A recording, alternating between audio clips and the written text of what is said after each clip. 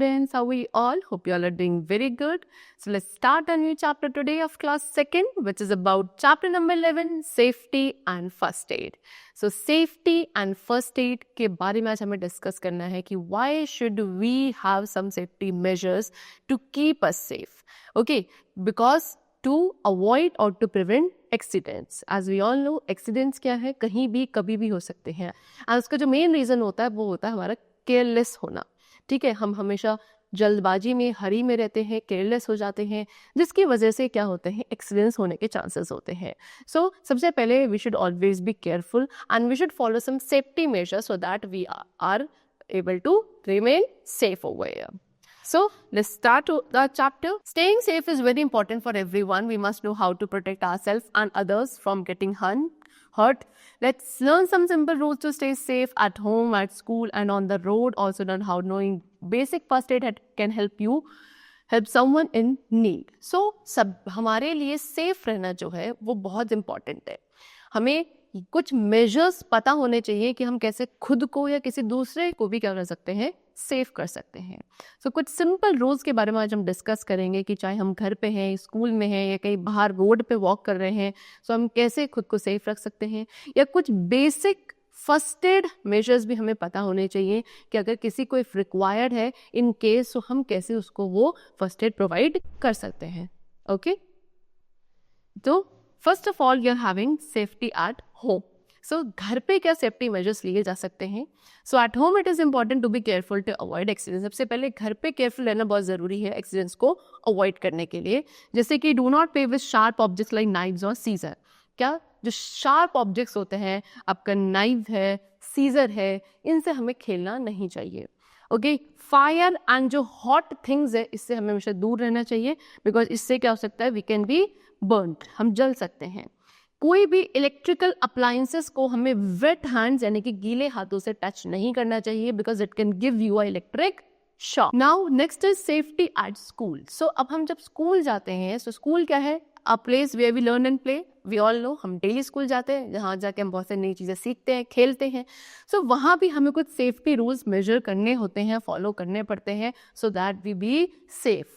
So always walk and do not run in the corridors to avoid falling. सबसे पहले school में हमेशा हमें वॉक करना है. जो कॉरिडोर्स हैं वहाँ पे हमें रन या भागना नहीं चाहिए, सो टू अवॉइड फॉलिंग, क्योंकि अगर हम वहाँ पे रन करेंगे सो हो सकता है कि हम गिर जाए.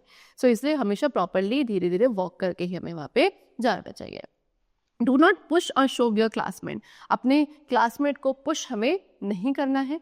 Listen to your teachers instructions as they help keep everyone safe. और जो टीचर्स के इंस्ट्रक्शंस होते हैं वहाँ पे, उनकी हमें बात को सुनना चाहिए, हमेशा मानना चाहिए, बिकॉज वो हमेशा हमें ऐसी चीज़ें बताएंगे जिससे हम सेफ रह सकें. ओके, चलो now next we come to safety on the road. अब हम जब रोड पे चलते हैं सो वहाँ भी कुछ सेफ्टी मेजर्स लेने ज़रूरी होते हैं, जैसे कि always walk on the footpath. सी इस तरीके से क्या है, ये फुटपाथ है जहाँ पे ये जो बॉय है ये वॉक कर रहा है. सो बच्चे कहाँ पे, हमेशा बड़े बच्चे सबको कहाँ, फुटपाथ पे वॉक करना चाहिए.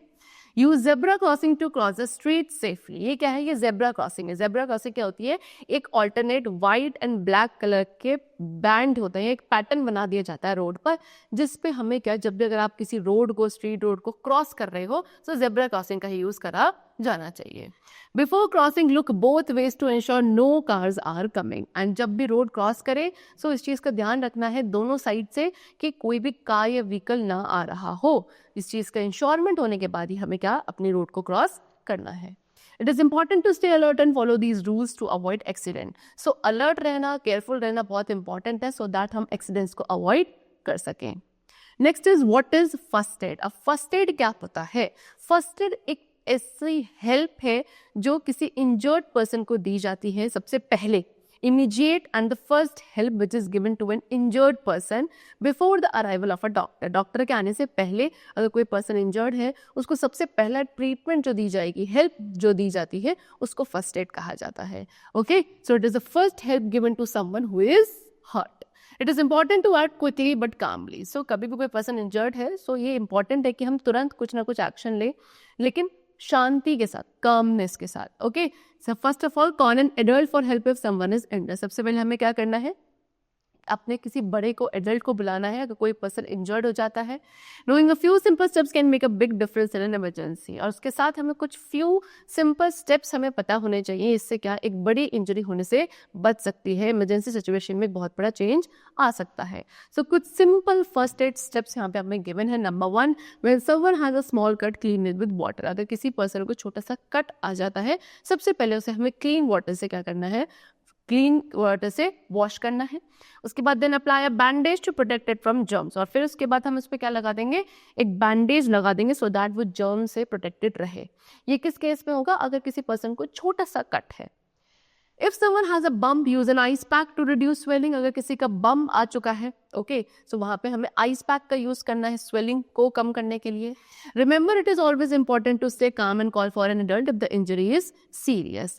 लेकिन हमेशा इस चीज़ का ध्यान रखें, अगर इंजरी बहुत ज़्यादा सीरियस है तो हमें सबसे पहले किसी एडल्ट को बुलाना है, ओके, एंड वहाँ पे क्या आराम से शांति के साथ कंडीशन को डील करना है so that the person can be corrected. Okay, उसको ठीक किया जा सके और the injured person can be treated. उसको ट्रीट करने के लिए हमेशा शांति के साथ ही हम उसको डिसीजन मेकिंग वहाँ पे करेंगे.